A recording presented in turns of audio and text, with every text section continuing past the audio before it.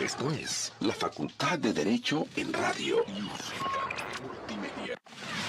IUS, Canal Multimedia, presenta Societatis, conducido por Elsie Núñez Carpizo y Amparo Apolinar de Jesús, un programa del Seminario de Sociología General y Jurídica.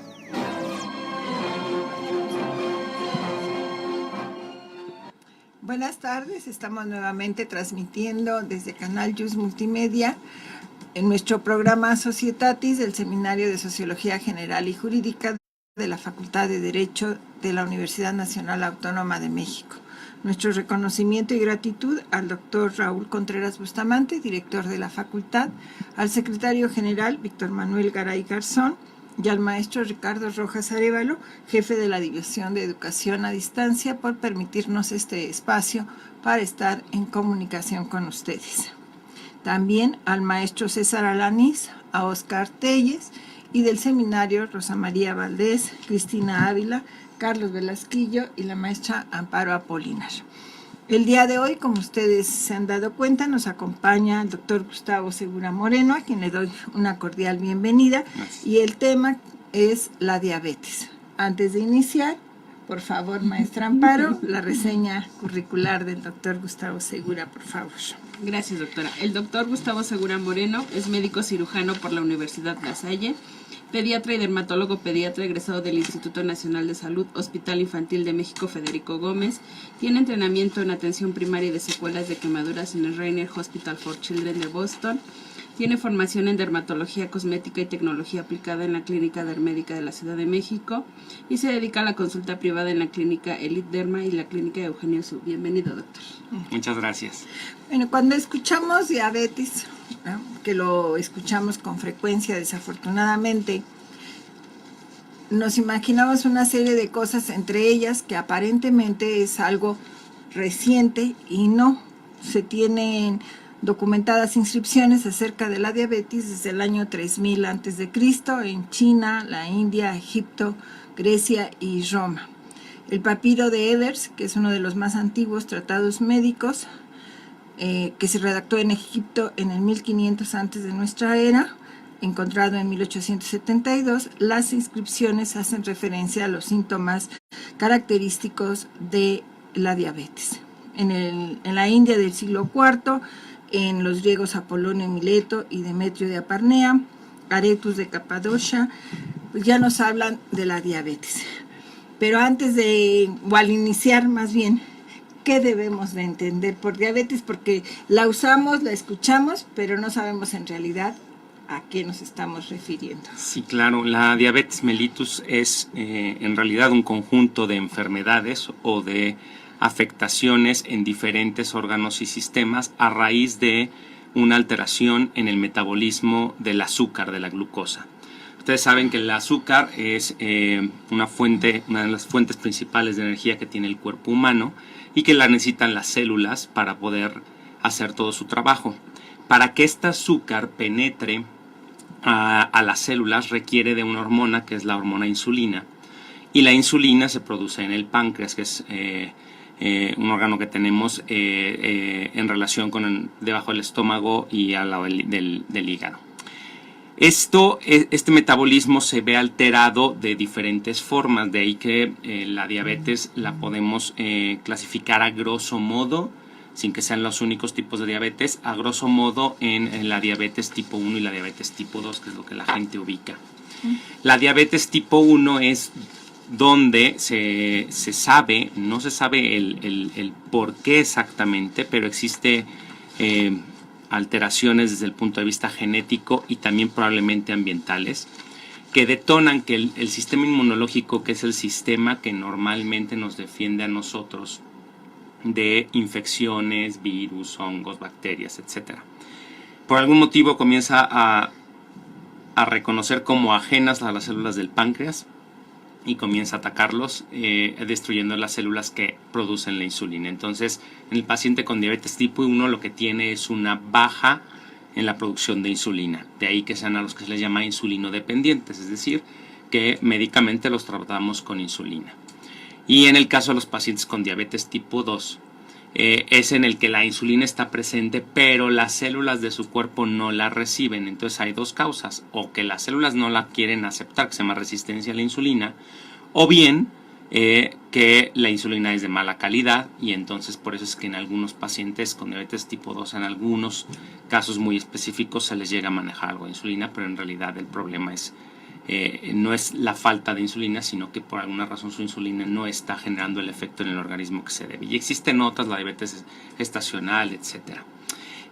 Finalmente, el hecho de que tengamos el azúcar en la sangre y no dentro de las células, eso conlleva a una serie de afectaciones en diferentes órganos y sistemas, de donde comienza una cascada. Es decir, hablar de diabetes es solamente el paso 1 de un largo caminar hacia el deterioro de todo el cuerpo.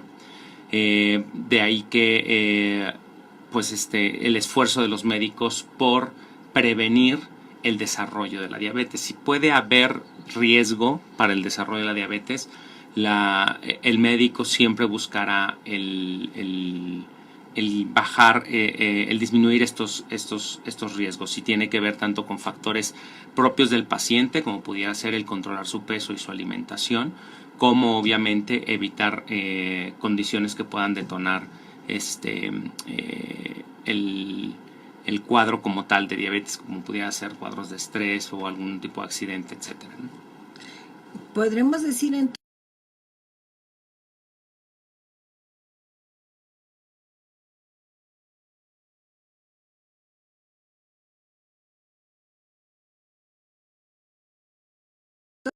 dos cuestiones aquí en México que son sumamente importantes. Si bien existen bastantes pacientes con diabetes tipo 1, la mayor parte son tipo 2. Esto se ve aquí en México. Sin embargo, por ejemplo, en países como Finlandia o como Suecia es al revés, tienen más pacientes tipo 1 que tipo 2. Se ha identificado algunos factores desde el punto de vista racial, que finalmente, aunque no sea herencia directa de tus padres, sí es por el grupo étnico. Entonces, todos los que no son caucásicos, es decir, los africanos, los asiáticos, los latinos, los hispanos, tenemos mayor riesgo de desarrollo. No es lo mismo, no quiere decir que solamente nosotros, pero hay un mayor riesgo con respecto a poblaciones anglosajonas. Y evidentemente en pacientes, en personas que tienen antecedentes de padres o de hermanos con diabetes, tienen mayor riesgo. A eso se van sumando otras eventualidades que ocurren, que pueden aparecer de nuevo, es decir, por primera vez en el caso de una familia, como puede ser el desarrollo de diabetes gestacional. Cuando la mujer se embaraza, sobra decir que hay una tormenta de hormonas ocurriendo en su cuerpo, y entre ellas están las que afectan el metabolismo de los carbohidratos, del azúcar. Entonces puede ser una mujer que durante el embarazo sufra diabetes. Sin embargo, cuando se resuelve el embarazo en el nacimiento del bebé, en ese momento se regula todo nuevamente y desaparece. Pero esto le deja un riesgo en futuros embarazos de volver a ser diabetes gestacional, o bien de desarrollo en edades más avanzadas de diabetes mellitus tipo 2. Lo mismo que a los hijos de madres con diabetes gestacional.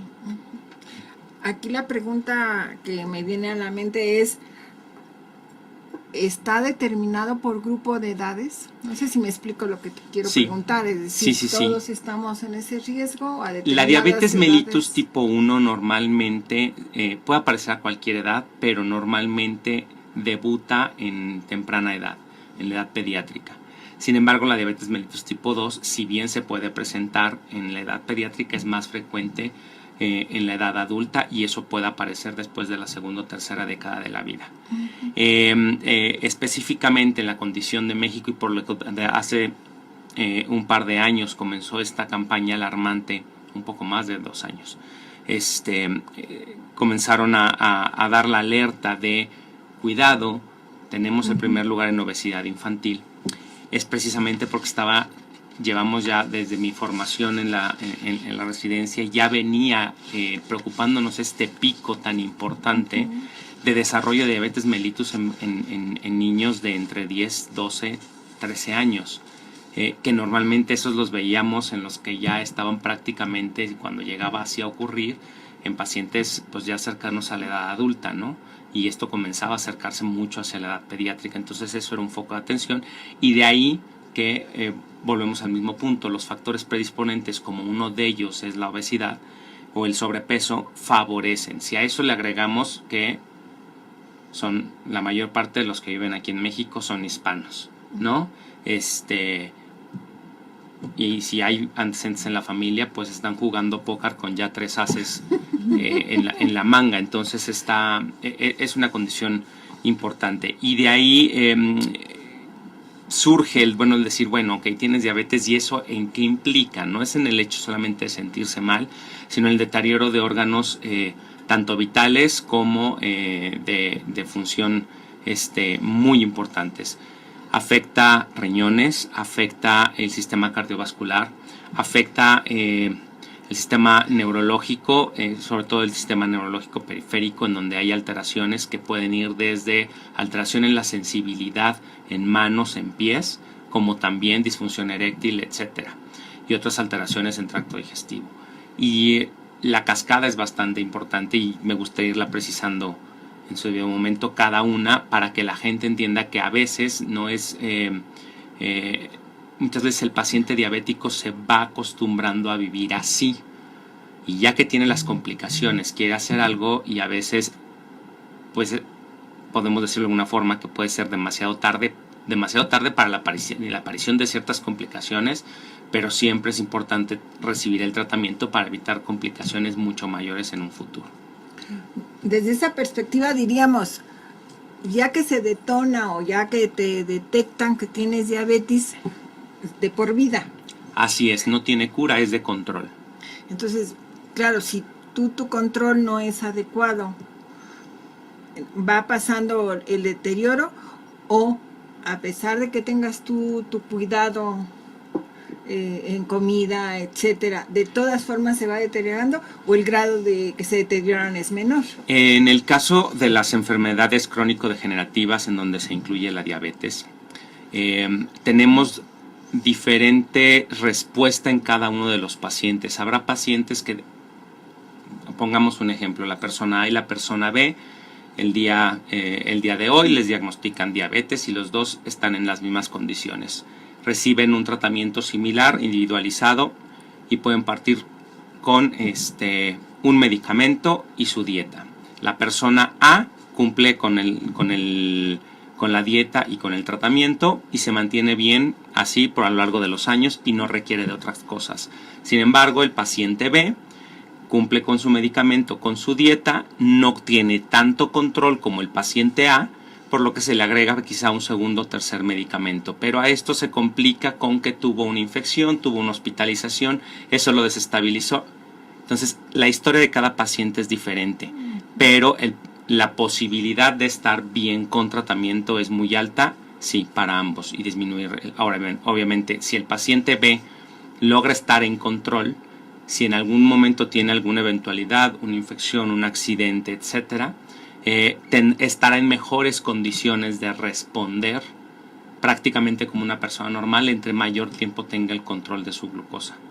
El paciente que llega a presentar que se pasa por alto el diagnóstico y llega a desarrollar, o incluso los que ya tienen el diagnóstico llegan a desarrollar complicaciones y entonces comienzan el tratamiento, no quiere decir que empezando el tratamiento ya se va a frenar.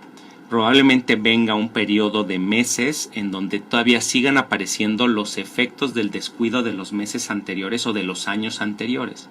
Es la clásica historia del paciente que se vuelve resistente, o sea, resistente no de que no le funcione el tratamiento, sino que no lo quiere tomar. Vienen por una fase de negación a veces los pacientes en determinadas enfermedades, y es muy frecuente en las condiciones de diabetes, en donde no quieren tomar el medicamento, ¿no? Entonces, ya cuando por fin se deciden, pues voy a comenzar, ¿no?, a tomar, por ejemplo, ya me mandaron, además de mi pastilla, tengo que tomar la insulina, porque por edad, por las condiciones de su diabetes, la tiene que recibir. Entonces comienzan a tomar a aplicarse la insulina, y resulta que semanas o 1 o 2 meses después comienzan a tener complicaciones renales o tienen complicaciones ya de la vista. Y lo primero que hace el paciente es asociar es: la insulina fue la que me dejó ciego, o la insulina es la que me afectó los riñones. No, la insulina no hace eso. Los medicamentos para diabetes no hacen eso. Lo que pasa es que para cuando tú ya te decidiste a tomar el medicamento, ya la avalancha que venía afectando tus ojos no se iba a frenar con el tiempo que llevas apenas usando la insulina. El daño que vienes arrastrando va a cobrar factura en su debido momento, y eso es lo que muchas veces pasa. Y tristemente la actitud del paciente es: fue la insulina, ellos lo asocian directamente, dejan la insulina, y hasta que vuelven a ir con su médico para que les explique que efectivamente no era la insulina, que era algo que venía, ya dejaron pasar otros 2 meses en donde se volvió a acumular daño, y entonces es una avalancha imparable. Desafortunadamente muchos de los efectos negativos de la insulina en nuestro cuerpo son irreversibles, como es por ejemplo en el caso de la retinopatía diabética. La retinopatía diabética es la afectación de la retina, que es la estructura del ojo con la que nosotros realmente vemos, donde se perciben las señales lumínicas y se transducen a través del nervio óptico hacia el cerebro para su interpretación. Cuando este receptor se daña es cuando comenzamos a tener alteraciones en la visión, y una vez que esto se genera, pues difícilmente hay una resolución. Puede haber mejoría, puede haber estabilidad, pero recuperación al 100% de la agudeza visual ya no. Esto conlleva a que el paciente en casa tenga menor actividad porque no ve. Tiene menor actividad, y entonces ¿qué ocurre? Comienza a ganar peso porque deja de tener actividad física, pero sigue comiendo igual. O sea, ¿de acuerdo? ¿No? O comienza a sufrir accidentes que no tendría por la falta de visión. Y las personas con diabetes mellitus tienen también afectación en la cicatrización, por ejemplo. De ahí el famoso pie diabético. Una de las indicaciones importantísimas, como lo que más se llega a afectar principalmente es lo que está más lejos del centro. Por ejemplo, los pies tienen que tener un aseo impecable. Muchas veces un paciente diabético puede perder un pie por un mal cortado de uñas, porque se lastimaron, porque se lo hicieron mal, etcétera, se infectó, y como su sistema inmunológico y su sistema vascular está afectado, no se va a defender adecuadamente, no se va a restaurar, y como pierden también la sensibilidad, han habido pacientes diabéticos que se les amputan dedos porque como perdieron la sensibilidad jamás se enteraron que había una canica, literal, una canica dentro del zapato, tuvieron puesto el zapato todo el día que les hizo compresión sobre el dedo y se los gangrenó.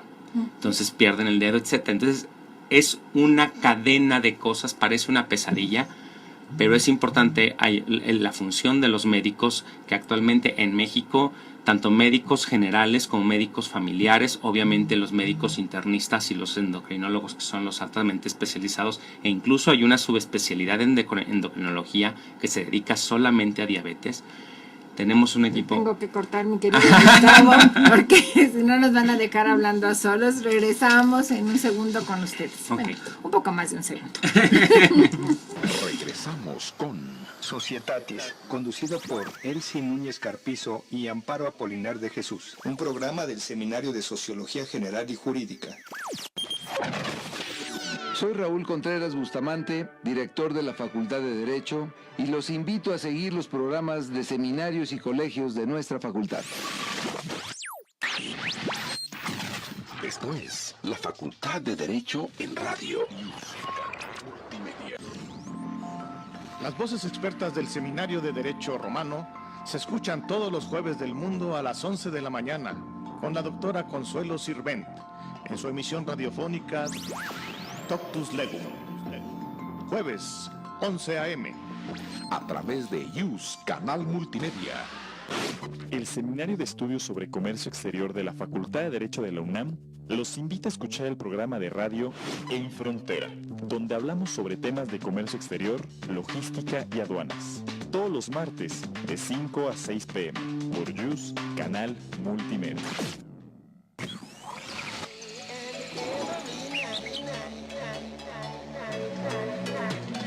Todos estamos obligados a preservar nuestro entorno. Por supuesto que tú también. No te hagas. Hagamos al planeta genial otra vez, por un derecho ambiental eficaz. Con Aquilino Vázquez García, como cada jueves a las 12 horas. En JUS, Canal Multimedia. Soy Eduardo Ferrer MacGregor, investigador del Instituto de Investigaciones Jurídicas de la UNAM y presidente de la Corte Interamericana de Derechos Humanos. Los invito a seguir escuchando JUS Canal Multimedia. Visita nuestra página de internet y sigue la transmisión de todos nuestros programas en www.derecho.unam.mx. Continuamos con Societatis, conducido por Elsie Núñez Carpizo y Amparo Apolinar de Jesús, un programa del Seminario de Sociología General y Jurídica. Regresamos con ustedes en su programa Societatis. El día de hoy nos estamos ocupando de la diabetes. Así es que, querido Carlos, por favor, si nos das los saludos. Claro que sí, doctora, muchas gracias. Agradecemos a Jafet Ortiz, Mandy Venegas, quien nos dice que es un tema muy interesante para los mexicanos. En efecto, creo que es un tema que es muy conocido y que necesitamos tratar desde el ámbito profesional. Luza, que nos dice gracias a todos y saludos gracias por la recomendación y saludos, gracias. Elizabeth Hernández, César del Moral, y tenemos dos preguntas. La primera es de Frida Rojas, a quien también le damos un saludo, y nos dice, ¿qué tipo de diabetes se considera la más peligrosa? La respuesta a esta pregunta, y no es haciendo menos ninguna, es la diabetes que no es tratada. Es decir, cualquiera de las dos diabetes pueden, de las más habituales, que son la diabetes tipo 1 y la diabetes tipo 2, cualquiera de las dos pueden costar la vida. Cualquiera de las dos. De hecho, varios pacientes que desconocen que tienen diabetes y debutan en la sala de urgencias es porque tienen uno de los dos cuadros más habituales, que son de complicaciones que pueden ser de cualquiera de los dos tipos de diabetes tipo 1 tipo 2, y que si no son controlados o diagnosticados correctamente les cuesta la vida en ese momento. Niños, adultos, viejitos, todos. Entonces, incluso una madre que sufre de diabetes gestacional y no lo sabe puede costar la vida durante el embarazo, tanto de la madre como del bebé. Entonces, en realidad, la respuesta es esa. ¿Cuál es la que más se complica?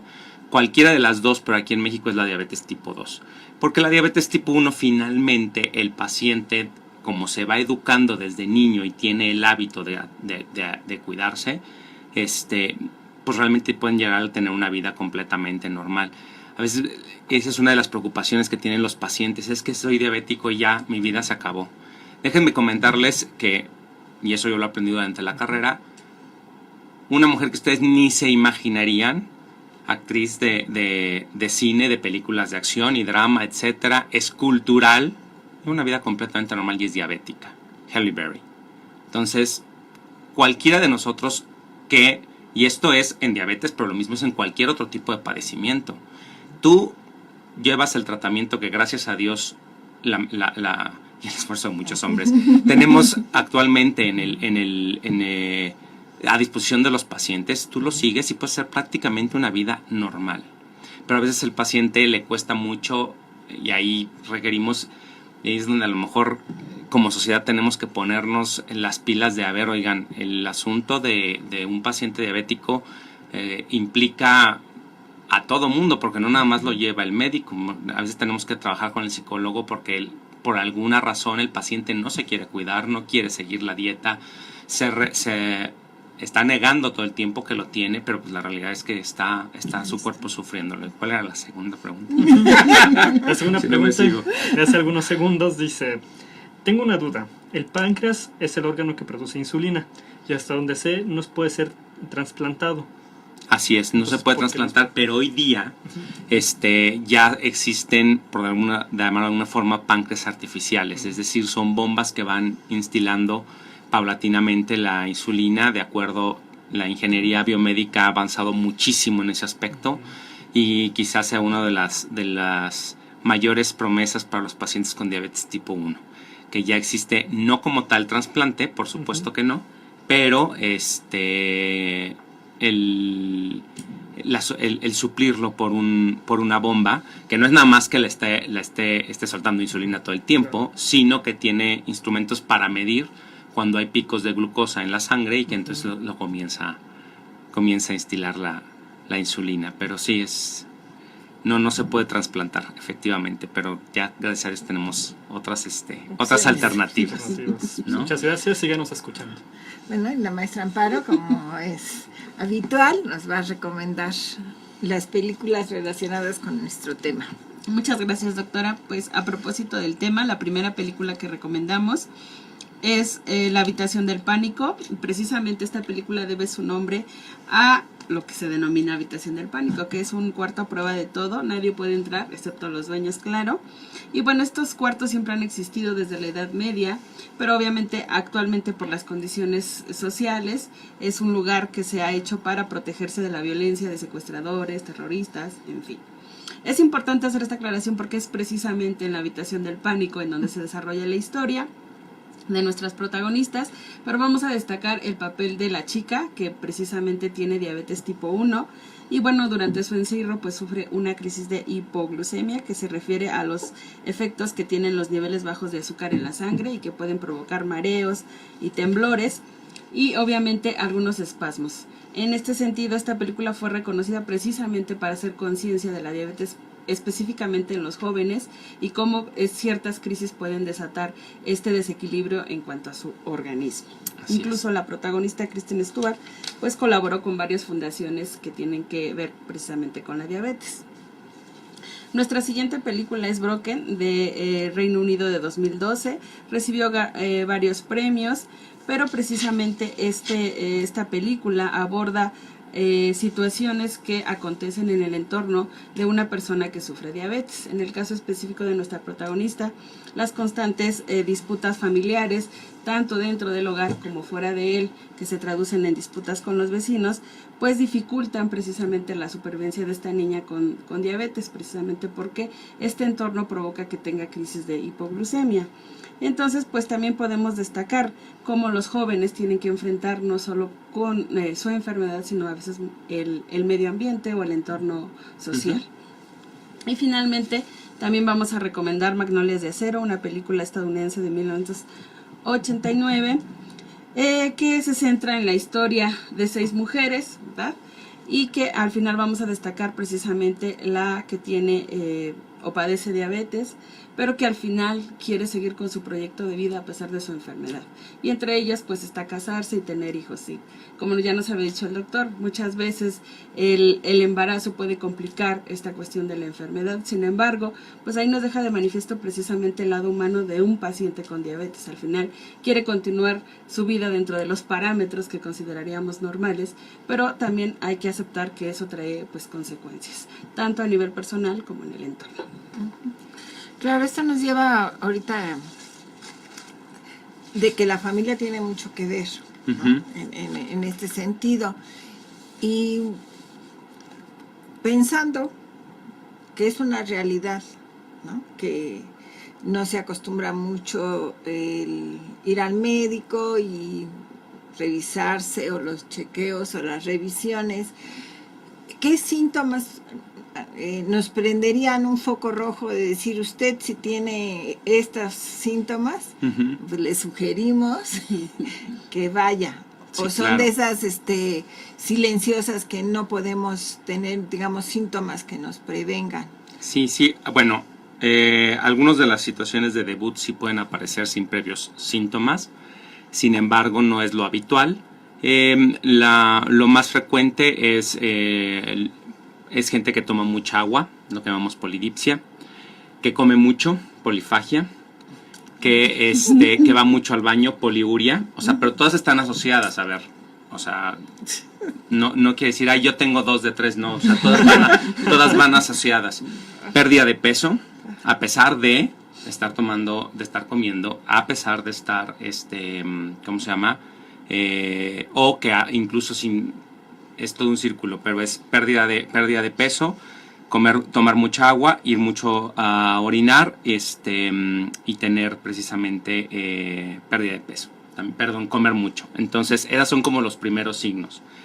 Luego, pues bueno, están los estudios de laboratorio que se hacen de rutina, en donde se determinan dos cosas. Uno, que es la glucosa en sangre, los niveles de glucosa en sangre, pero hay hay otro estudio que es la hemoglobina glucosilada, que es la que nos habla de cuánto tiempo realmente el azúcar ha estado en su nivel.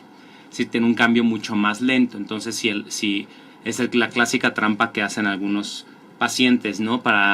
Como van con su médico y no quieren que los regañen, entonces la última semana sí cumplen la dieta, y por supuesto cuando se toman los estudios la glucosa en sangre está normal, pero la hemoglobina glucosilada, que es la que más se tarda en cambiar precisamente, pues denota que todo el mes previo estuvo, bueno, por los cielos.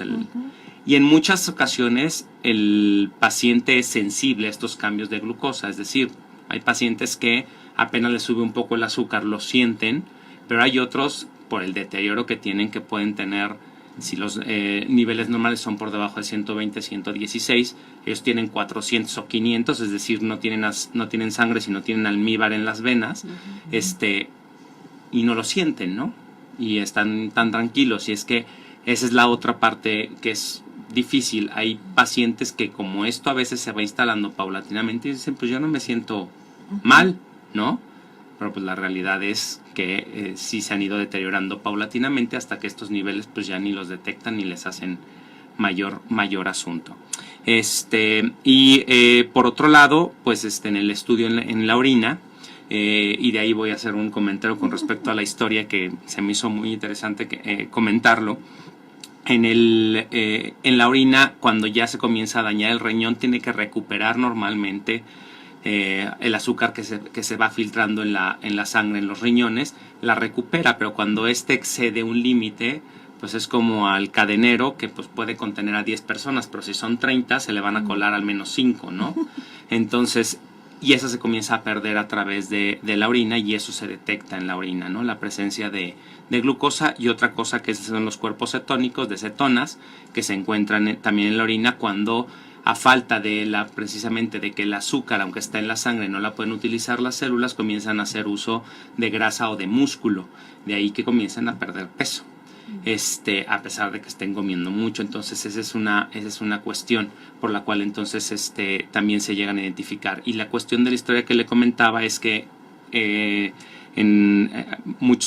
así que muchos siglos atrás a veces se sospechaba de que tenían diabetes, precisamente porque al momento de orinar, y que orinaban en la calle, las hormigas iban hacia la orina porque era un líquido dulce, y finalmente eso les atraía. Entonces ahí es cuando decían, esta persona puede tener diabetes o tiene diabetes, ¿no? Porque su orina era dulce. Bueno, hablando de la alimentación, que tendríamos que referirnos, que el problema de la diabetes es importante. Se calcula que actualmente está en 8.3 de la población mundial, y que las predicciones para el 2030, que no queda tan lejos, aunque los jóvenes piensen que son muchos años, se calcula que casi un 10% de la población va a tener diabetes. Esto quiere decir que cada 10 segundos, en lo que tardo en decirles, cada 10 segundos se detectan 3 nuevos casos de diabetes. Así es. Pero yo quería ir ahora a la alimentación. Sí, nos has dicho y sabemos, México tiene el primer lugar de obesidad, pero también tenemos que señalar aquí que tenemos una alimentación, porque aquí acostumbramos a celebrar todo, y si no nos inventamos alguna celebración, ¿verdad? Y que esto implica pues la comida sustanciosa mexicana. También tenemos una predicción a la comida chatarra, a la comida rápida, y voy a dejar al final los refrescos porque esos ameritan un comentario particular. Entonces, ¿qué hacemos frente a este estilo de vida, llamaría yo, ¿no? Sí, claro, y es parte también de la tarea como médicos de ir haciendo estas modificaciones en el estilo de vida, porque nos enfrentamos a cambios o a choques culturales. La realidad nos habla de si seguimos, y lo peor es que ni siquiera es que sigamos una dieta tradicional mexicana, está contaminada con 18,000 cosas, entonces a lo dulce lo volvemos mucho más dulce de lo que originalmente era, ¿no? Y las proporciones de los platillos se vuelven mucho más cargadas en carbohidratos de lo que originalmente eran. Y aparte, ahora les agregamos cosas para llamarlas cocina gourmet y demás, entonces realmente se modifica el platillo original.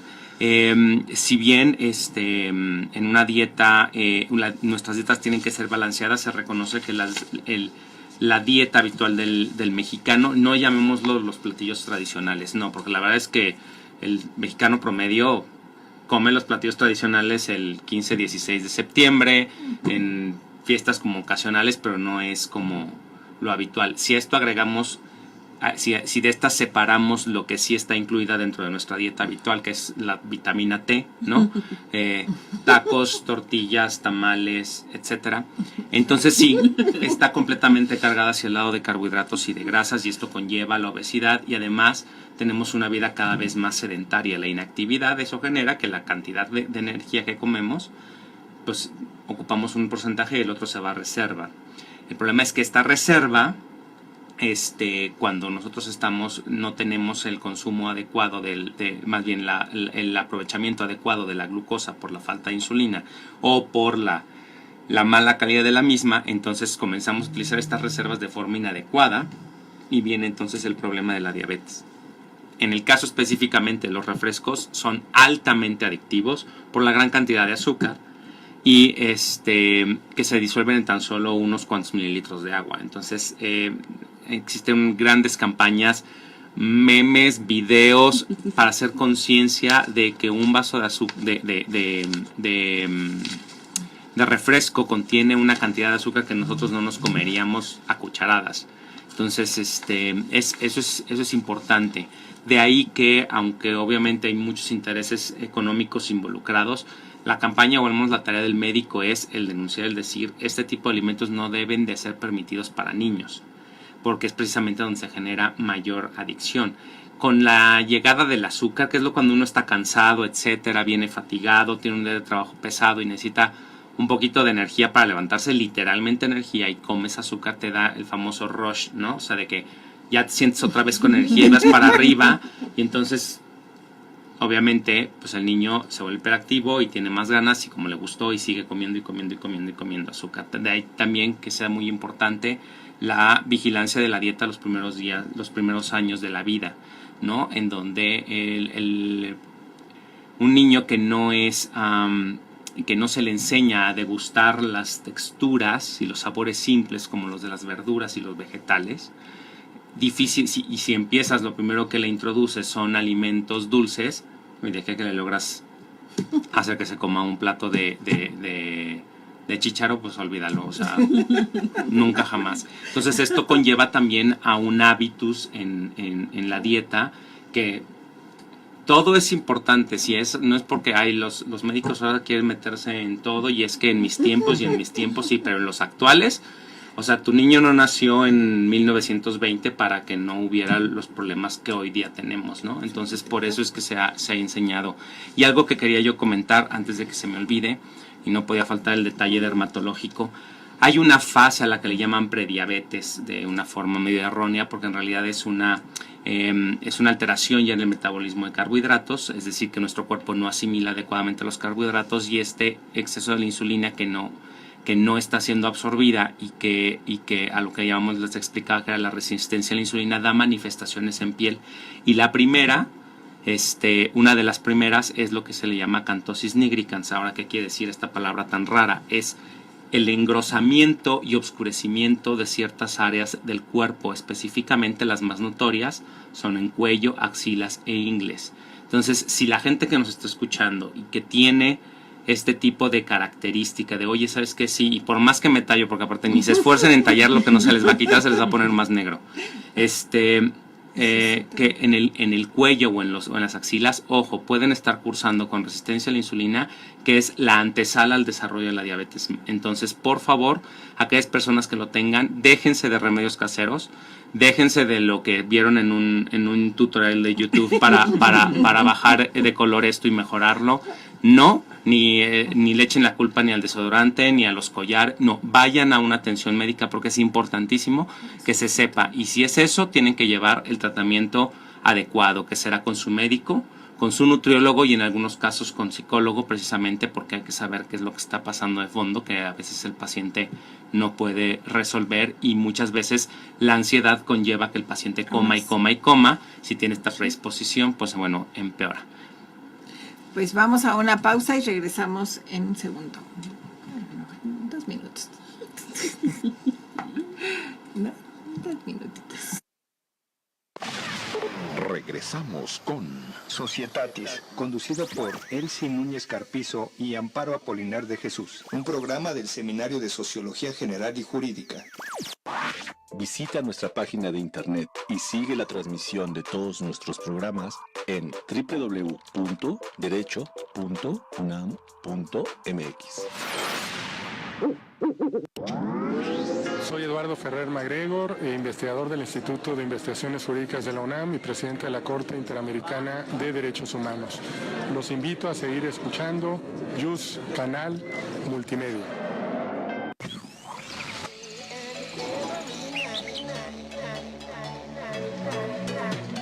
Todos estamos obligados a preservar nuestro entorno. Por supuesto que tú también. No te hagas. Hagamos al planeta genial otra vez, por un derecho ambiental eficaz. Con Aquilino Vázquez García, como cada jueves a las 12 horas. En JUS Canal Multimedia. El Seminario de Estudios sobre Comercio Exterior de la Facultad de Derecho de la UNAM los invita a escuchar el programa de radio En Frontera, donde hablamos sobre temas de comercio exterior, logística y aduanas. Todos los martes, de 5 a 6 p.m. por JUS Canal Multimedia. Las voces expertas del Seminario de Derecho Romano se escuchan todos los jueves del mundo a las 11 de la mañana con la doctora Consuelo Sirvent en su emisión radiofónica Doctus Legum. Jueves, 11 a.m. a través de JUS Canal Multimedia. Esto es la Facultad de Derecho en Radio. Soy Raúl Contreras Bustamante, director de la Facultad de Derecho, y los invito a seguir los programas de seminarios y colegios de nuestra facultad. Continuamos con Societatis, conducido por Elsie Núñez Carpizo y Amparo Apolinar de Jesús, un programa del Seminario de Sociología General y Jurídica. Poniendo ese verbo. Regresamos con ustedes en su programa Societatis. Estamos hoy con el tema diabetes y esperamos las últimas recomendaciones de la maestra Amparo para este fin de semana. Gracias, doctora. Pues ahora vamos a recomendar documentales que nos van a acercar un poco precisamente al día a día de la enfermedad. El primero de ellos es un documental argentino de 1998, Punto de Equilibrio, y que nos aborda la enfermedad desde el punto de vista del paciente y su entorno familiar. Básicamente nos describe cómo es la enfermedad, cuáles son los efectos, cuáles son los factores que inciden en una persona para que desarrolle la diabetes, pero también nos habla de este aspecto de la prevención o lo que se consideran los 4 pilares básicos en la atención de la diabetes. La primera, que son los cambios en los hábitos de vida, como nos comentaba el doctor, modificar la alimentación, implementar una rutina de ejercicios. La medicación, hay medicamentos específicos para el tratamiento de la diabetes y que obviamente los pacientes deben de consumir de acuerdo a las condiciones que presenten. El autocontrol de la glucemia, que es el control diario de los niveles de azúcar en la sangre, que a veces es responsabilidad del paciente. Hay aparatos ya específicos con los cuales puede medir. Y la educación diabetológica, es decir, que el paciente conozca de su enfermedad y sepa convivir con ella. El siguiente documental es Mi Dulce Vida con Diabetes. Es un documental español de 2017 que precisamente se estrenó a propósito del Día Mundial de la Diabetes, que fue el 14 de noviembre. Este documental ganó el premio Viamed a la salud y calidad de vida en España y pues precisamente nos habla también de cómo adquirir hábitos saludables para prevenir el desarrollo de la diabetes y si una vez que se tiene, pues cuáles serían los hábitos de vida saludables para tener calidad de vida, porque muchas veces a los mismos pacientes piensan que tener diabetes ya es me voy a morir mañana, ¿no? Sin embargo, muchos pacientes con diabetes pueden tener todavía una larga esperanza de vida, claro, siempre y cuando tengan los cuidados pertinentes. Exactamente. Y por último, el documental mexicano de 2014, Dulce Agonía, que nos habla precisamente de los estragos que el tipo de alimentación que tiene el mexicano, pues puede desencadenar diabetes, en este caso específico de la comida chatarra. Y por supuesto cómo impacta el entorno, en específico la publicidad para el consumo de estos alimentos chatarra. Nos muestra algunas estadísticas que precisamente tienen que ver con México, pero también cómo podemos de alguna forma prevenir a través de los hábitos saludables. Muchas gracias. Y Carlos, tenemos saludos. Mandamos Nuestra un última saludo fase. a Bray Gutiérrez, quien dice que es un tema que nos incumbe a todos, por supuesto, no solamente los diabéticos tienen que estar al tanto, sino los familiares que al día con día tienen que estar con un diabético, por supuesto. Y Luisa Casiano, que nos manda saludos a todos, un cariñoso saludo y síganos en este último bloque. Bueno, voy a retomar o quedarme con los refrescos. El Euromonitor considera que el consumo per cápita en México de refresco es de 105.4 litros al año, que es mucho más que los litros de leche, ¿verdad? Ahora, un caso importante es el de la zona de los Altos de Chiapas, que es una de las zonas más pobres del país, con altos índices de desnutrición y sin embargo tiene el primer lugar en el país del consumo de refrescos de cola. El antecedente de esto nos dicen que los indígenas de San Juan Chamula le rezaban a los santos entre sorbos de una bebida que se llamaba poch. Era una especie de aguardiente para rezar y establecer esta comunicación espiritual con los santos. Sin embargo, los misioneros, al ver esto, que obviamente traía alcoholismo, satanizaron y entonces lo que hicieron fue sustituir esos altos índices de alcoholismo con la Coca-Cola o refrescos de cola, que di el anuncio. Entonces, aquí vemos que que es lo que yo quería resaltar, es decir, una zona tan pobre del país con altos índices de nutrición. Por otra parte, que podemos estar o no de acuerdo a esto, también hay un problema importante de agua en esa región, ¿verdad? Es decir, han reducido en forma importante porque el agua está contaminada, porque se la llevan grandes empresas, etcétera. Entonces, los habitantes están tomando excesivo refresco de cola. Ahora, ¿cómo va a influir esto? Porque además pensaríamos que en unas regiones sin recursos económicos no tendrían el consumo de estos refrescos de cola. Entonces, ¿cómo podemos, si en estos lugares, a ver si me explico lo que estoy tratando de señalar, se da este consumo, cómo en las ciudades vamos a poder reducir o cuáles serían las recomendaciones que nos darías para tratar de... El asunto de los refrescos de cola y los refrescos en general se convierte, es un problema que va, además de lo que nos toca el día de hoy, que es la diabetes mellitus, también está asociado a los problemas de desnutrición. El hecho de que sea un, entre comillas, alimento, ¿no?, que provee mucha energía, muchas veces las familias de escasos recursos invierten en este tipo de productos porque les sale más barato y no tienen dónde guardar los alimentos perecederos. Entonces es más fácil tener el refresco, es una inversión más protegida, les va a dar azúcar a mis hijos, van a seguir vivos por alguna forma y bueno, empeora, ¿no?, la situación. En cuestión de la de ciudades como la Ciudad de México, pues bueno, ha existido esta campaña, se ha hecho esfuerzos en que este tipo de productos tengan envases de venta mucho más pequeños, para que sea como un poco más controlado, que se incrementen ciertos costos, que se prohíba su venta en determinados sitios, en escuelas, etcétera. Finalmente yo creo que independientemente de la normativa que se le pueda poner y eso lo hablo a título personal, independientemente de la normativa que se le pueda poner a la productora, a la empresa, el mayor trabajo está en casa. Muchas veces, y es lo que ocurre, la mala alimentación que muchas veces llevan los hijos es por descuido de los padres desde el punto de vista de, no es que no les proveen, lo que pasa es que la ley del menor esfuerzo, ¿no? ¿Con qué se va a estar tranquilo? ¿Qué es lo más fácil de conseguir? ¿Qué es lo que no le tengo que preparar? Yo tengo que preparar una jarra de agua de frutas, pero no tengo que preparar un refresco, vengo cansado, ¿no? Etcétera, etcétera, etcétera. Entonces muchas veces algunos chicos, por condiciones de que la familia trabaja y se quedan ellos solos a cargo de la casa de los hermanos, etcétera, pues ellos deciden el menú y qué es lo más sencillo, pues lo que más me gusta, ¿no? Entonces no voy a ir a consumir el cartón de leche que lo tienen reservado para los niños más chiquitos, sino que le voy a entrar al refresco, ¿no?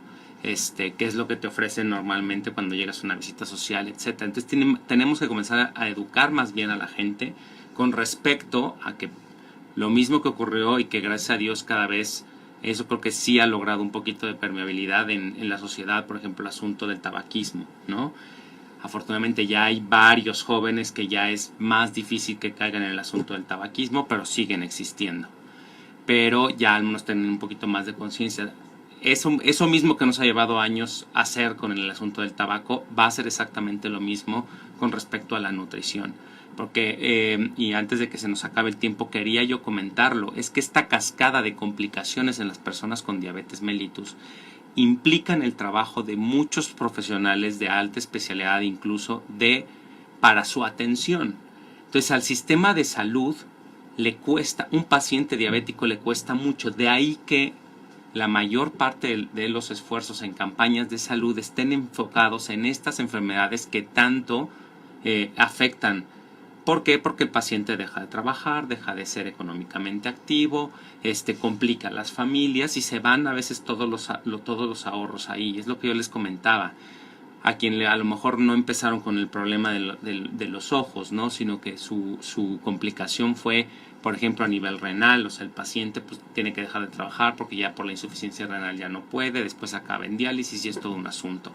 O el paciente que tiene la complicación a nivel de los nervios, ¿no? Que comienzan a tener este malestar o que pierden la sensibilidad de ciertas áreas de su cuerpo y fácilmente se ulceran, se llagan, tienen el problema del pie diabético, acaban en amputación y eso obviamente los limita laboral, familiar, en pareja y todo eso conlleva gastos en el sistema de salud para la atención de ese paciente y de sus familiares. Entonces por eso es que independientemente de que tengas o no tengas un paciente, un familiar con diabetes mellitus, tiene que importarte este tema porque probablemente tu pareja en un futuro o algún familiar de tu pareja o tus mismos amigos o en tu misma empresa tienes un paciente, una persona que va a sufrir de diabetes y que si no se atiende adecuadamente va a comenzar, nos sigue costando a todos los que pagamos impuestos y va a seguir costando el deterioro de nuestra sociedad, finalmente.